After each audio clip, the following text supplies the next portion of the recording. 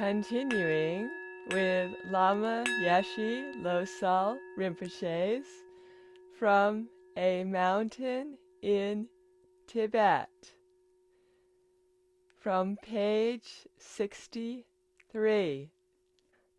Some weeks later, Sethar finally arrived with another large group of people. Trungpa and Akong welcomed them all, and we rejoiced that so many more companions had managed to make it this far.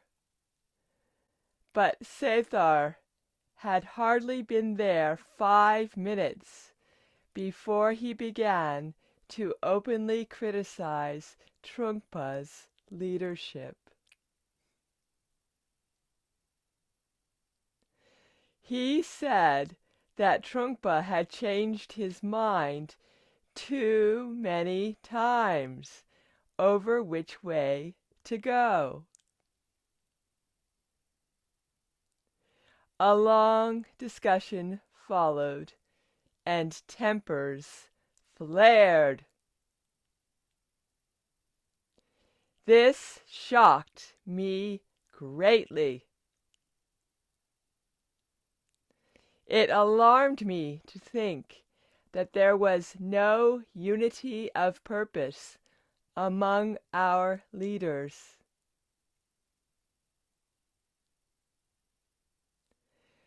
While we were waiting on the plateau, we had heard news from the wider world.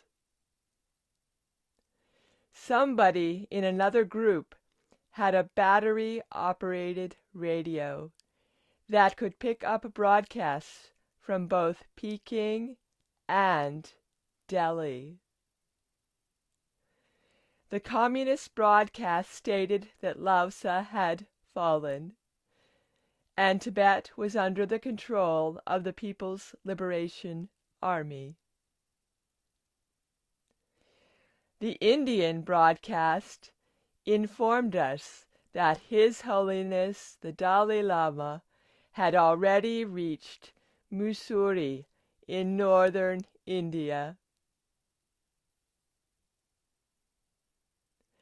While we could not be absolutely certain whether this was simply more propaganda, these accounts chimed with what we had been told by the resistance fighters, and they supported one another. There was some relief in hearing that His Holiness was safe. But it was a cold kind of comfort. As rumors trickled in that the communists were advancing on the plateau, our party readied to split into 2 groups. Trungpa had used his skill at divination to pinpoint a route towards the border with India that would take us via unknown territory towards a completely untried route over the Himalayas. Sethar declared immediately that this was a bad idea.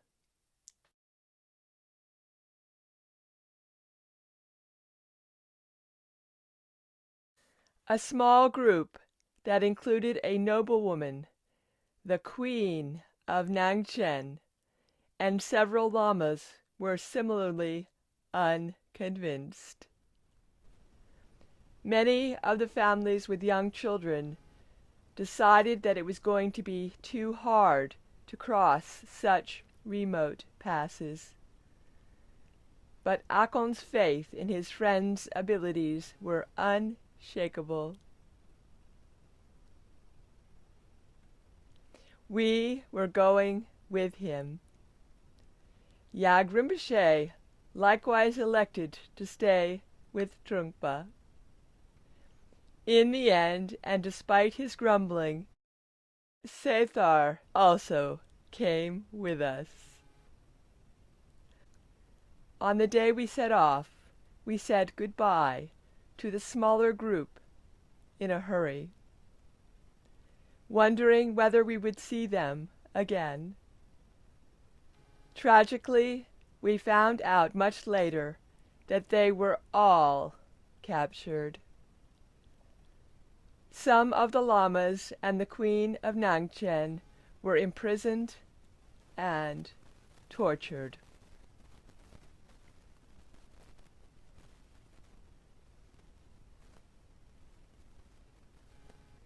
Our group began the descent from the plateau. We dropped down 7,000 feet into a valley, and the first few days were relatively easy going. But before long, Trungpa gave the order to abandon all our animals. We were going to have to pass along another steep gorge, and the path was simply impassable for horses and mules. We would have to head for the village of Rikong-ka on foot.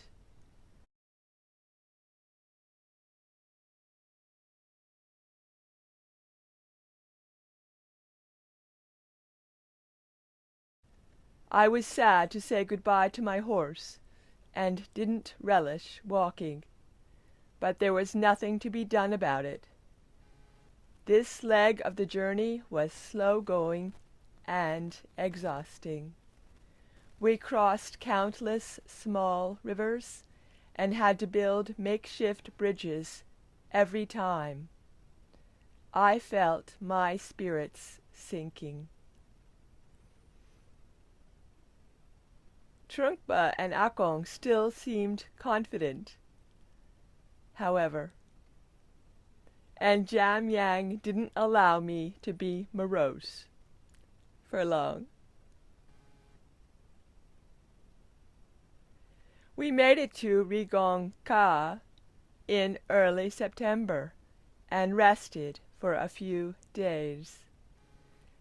Then we traded whatever we could spare for more food supplies, repacked our bags, and set off again for the So-fu Valley.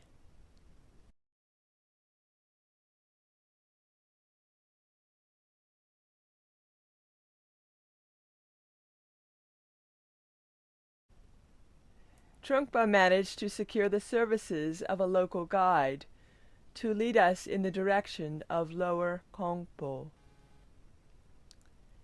That was reassuring, and I remember a night around this time when we camped near some herdsmen's huts and stayed up late telling each other stories. I can visualize everyone's faces, smiling in the firelight. That was the last night of relative ease I felt for a long time.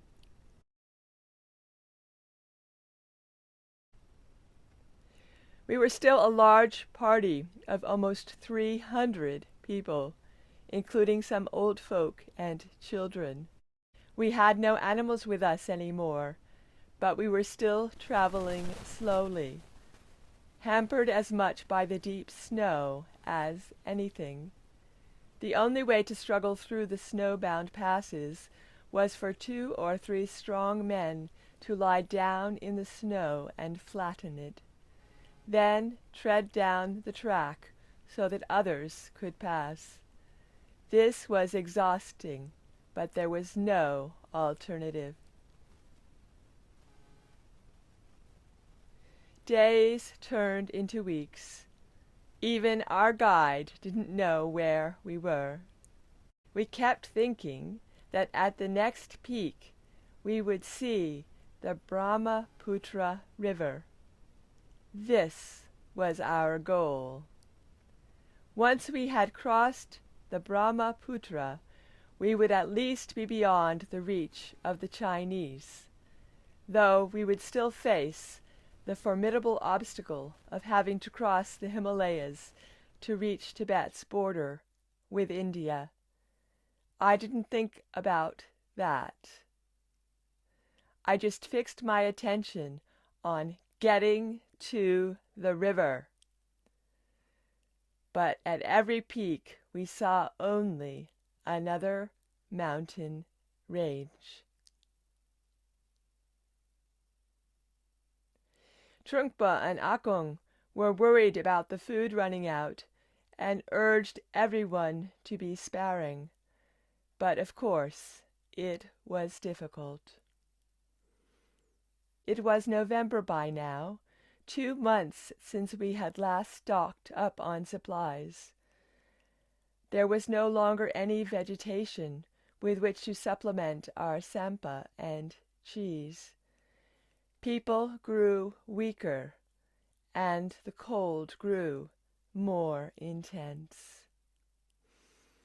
One day we were climbing a particularly steep pass, and an old man dropped dead in his tracks just in front of me.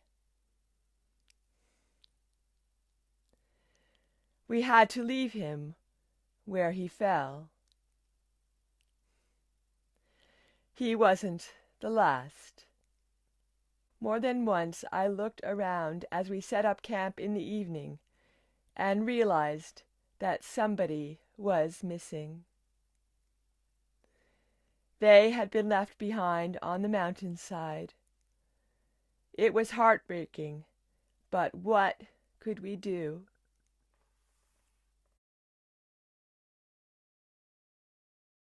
We trekked on blindly. People continued to join in daily chants and prayers led by Akong and Trungpa. The weakest passed their packs to others who were stronger. There was somehow a sense that we would survive. I recall feeling exhilaration at the extremity of what we were attempting and the vastness of the landscape. I felt tiny and insignificant, but I was not despairing. There was no alternative but to keep going. Somewhere over there must be the river. We had to reach it.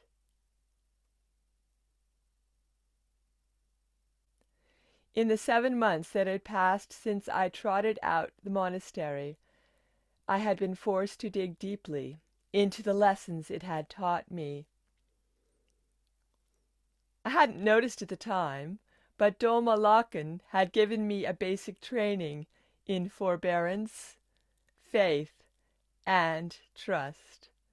Unwittingly, I had absorbed enough of these qualities to survive the suffering that awaited me. In Buddhism, we say that dukkha, or suffering, is inevitable. It comes as an integral part of being alive.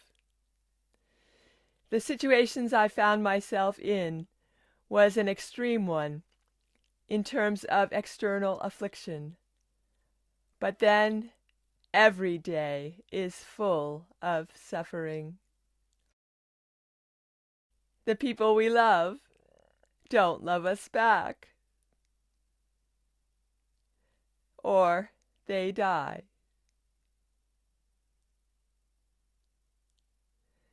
We are disappointed at work. We want to have a child and are unable to. Or we are in conflict with the children we do have. We get ill.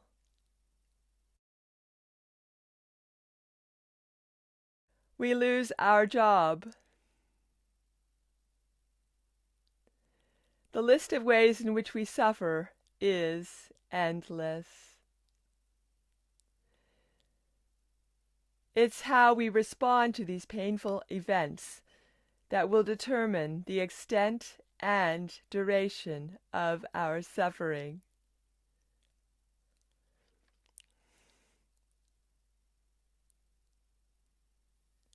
The Buddha told us something very powerful about this in one of his teachings. He remarked that all of us will be struck by the arrow of suffering. And most of us will be struck by a second arrow. The first is the inevitable pain of life, all those hurtful experiences we've just listed. Even the most highly realized person will be afflicted in this way. It's the second arrow that does the real damage, though. It lands in the same painful spot as the first and aggravates the wound.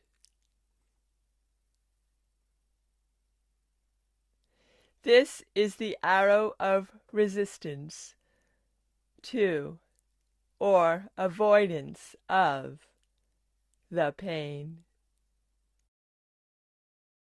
The Buddha called it resistance obsession. It typically takes one of three forms. The first is characterized by a desire to escape the pain through reliance on a numbing substance, such as alcohol, or rumination on the past, or daydreaming about the future.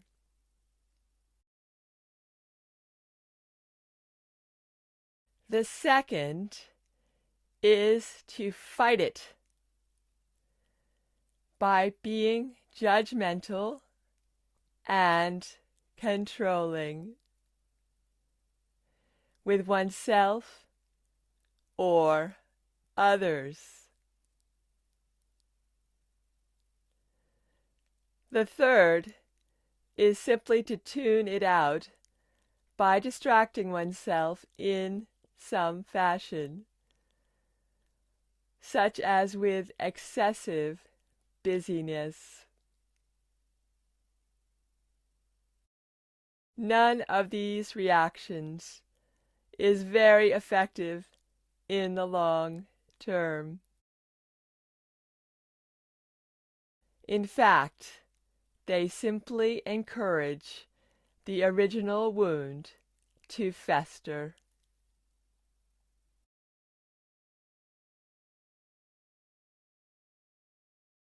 To these two arrows, you might want to add a third. The belief that because we have been struck by these arrows, there must be something wrong with us. We conclude that if we have failed to evade the second arrow, we must be terribly flawed and uniquely unworthy.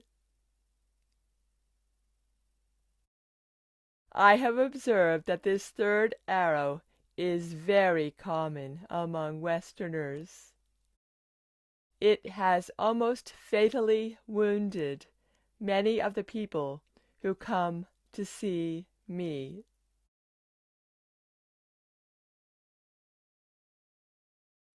When I think back to this period of my own life, I can see that during my time in Domalakan, I was grievously wounded by the second arrow. I tried to escape the pain of being wrenched from the world I knew by daydreaming about it constantly. I also fought it with resentment and aggression directed at Akong. Once our escape was underway, though, something changed in the way I responded to painful events. The arrows of pain kept coming at me, but I reacted to them far less. I can't say that this was because I learned to be wise and apply the balm of compassion to those arrow wounds. I was still only 15, and a long way off from any such insight. Now it is plain to me, though, that I had learned enough to grasp that my suffering, as we slogged over the mountain passes and my belly began to cramp with hunger, would only be made worse by railing against it. The situation was so extreme that it demanded neither fury, nor avoidance, nor passivity, but forbearance.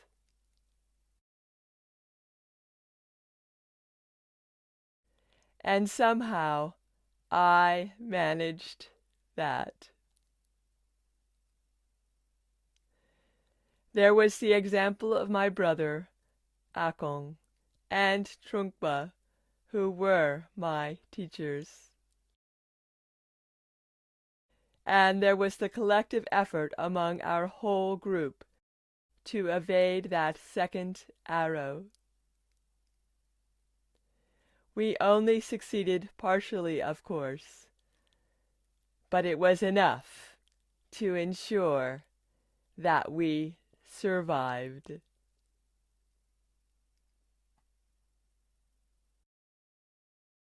Continuing our reflections from page 63.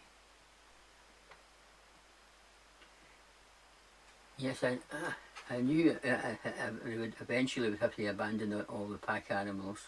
Yes. I knew it would never make the. I knew they wouldn't make the full journey with them, and all the stuff they were carrying. So I don't know if they managed to bury some of that stuff that we're carrying somewhere where they can come back and find it again when the time is right. You know. They may have done. I don't know. Yes. Or it may have got lost. Anyway, Lama used to be able to tell us what happened with that. That's right.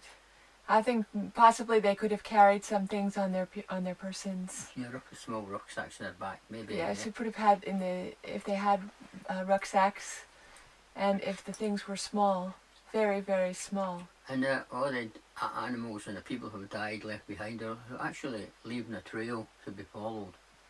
Oh yeah. That's a trail that can be followed. That's right. You know, and another thing too, the Chinese might not go so keen and travel these that rough terrain, you know. Well, that's the thing. They'd have to go well out of their way themselves and experience so many hardships. I think they maybe go to other destination spots to try and cut them off, you know. Yes, yes. That's their tactic. Crossing points. Yeah, they come to the main crossing points. That's their tactic, yeah. Yeah, not worry about the in-between areas as much. So if they were fit and strong, they could have got a trail to follow, but I don't think that would happen with them, you know. It was winter too. They're moving into winter. That's right. The Chinese are not used to that kind of stuff, you know. Yes. So it'd be like that.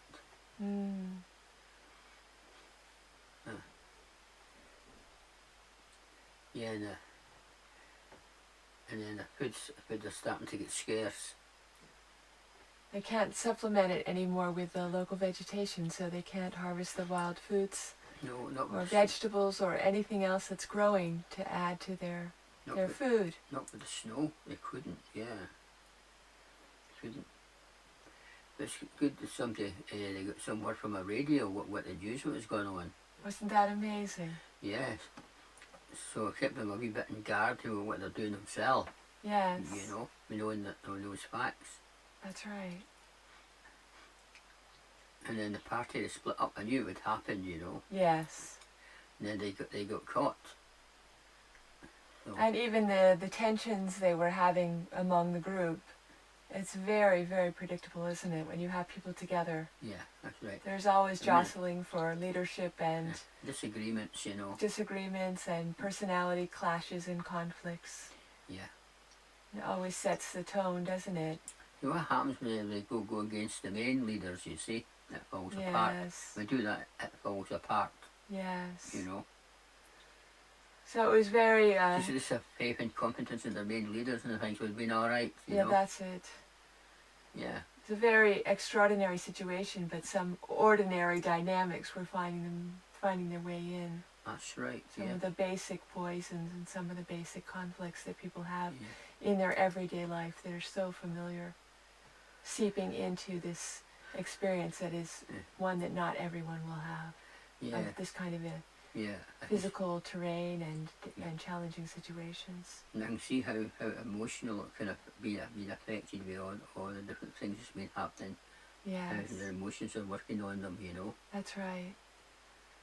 And even when a person is hungry, they can be so much more irritable.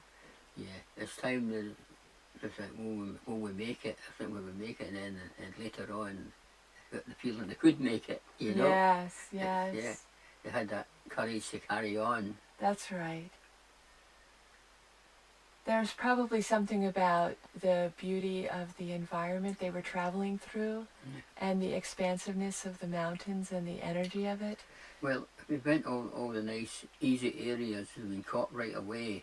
A good job they went to the rough terrain areas where it's hard, which not very accessible. Yes. Very accessible. That was the way they had a chance really to escape, Yes. you know. And Lama Yeshe Rinpoche was talking about how he experienced the enormity of it all. Yeah. And that in and of itself can be very nourishing, Oh, not as food, but as a way of feeling part of the natural cycles and wonder and expansiveness. Well, you think of all this stuff are coming up, and looking out you see all that vastness. Yes. You wonder what's coming next, you know. Yes. Yes. And that's why the emotions start to come up. Yes. Yeah. But anyway, it's struggled through, and it looks like they're going to triumph. Yes, I think so too. Yes. Now, what about this teaching that he gave about suffering that the Buddha gave? Yeah. I don't remember ever. That bit with that guy, the 4 arrows. The 4 The arrows. wee bit upstairs. Do we have a book about the arrows? Aye, yes, Right. we do. I was not very familiar with that teaching, and I thought this is a really helpful way. He talked about these arrows, 3 arrows. He speaks about it. It's helpful, isn't it? Aye, yeah. Because you can picture a situation that might just feel like a story about me and my situation, but when you start having some of these tools, Yeah, you that's right. get a broader perspective. That's right. You can see the patterns within the suffering. That's correct, yes. And step outside of it. It's just about me to Aye. looking at the patterns. Yeah. That can be very, very helpful. Yeah, and it's a good job there were some good strong people there who had courage and confidence. They set the tone. Set the tone. That's what made it possible. That's correct. Made it possible, yes. And it sounds like both Rinpoches kept the practice cycle going. Yeah, that's right. So people had their daily prayers and they had their sense of connection to something that would touch their Buddha nature, touch all that was possible, Yeah. touch their potential. Yeah, And that in and of itself could generate a positive energy. that's correct, yes. So I'm grateful to Lama Yeshe Rinpoche for bringing this teaching about the arrows into the book, because I think that it will really touch people and help them so very much. Yeah. It's a tool that is very straightforward and extremely powerful, because we all have the experiences of the first arrow and the second arrow. Yeah. and Lama Yeshe Rinpoche's insights about there being a third arrow that he's picked up through his experiences in the West. Yeah. So incredibly useful.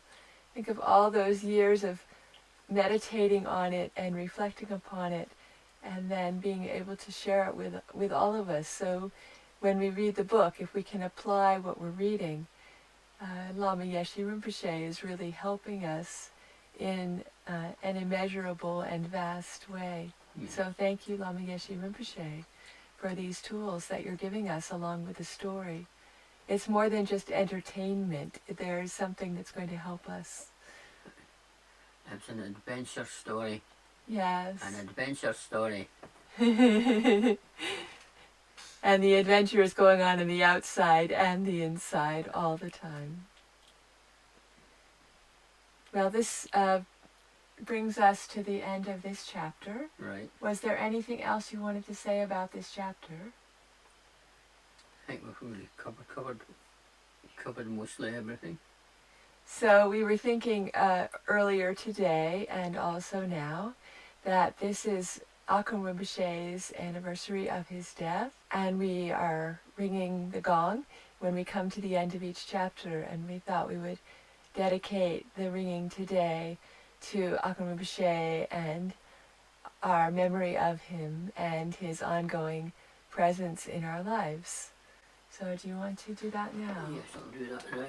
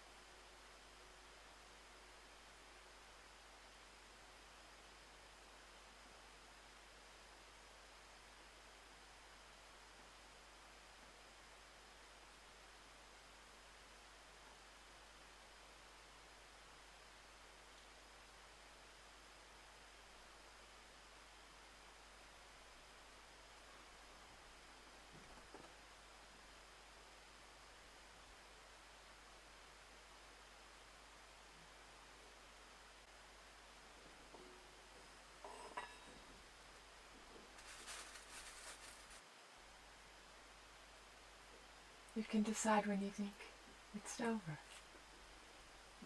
Oh, we'll go now, shouldn't it? Up to you. Aye, okay. Okay. Okay, okay.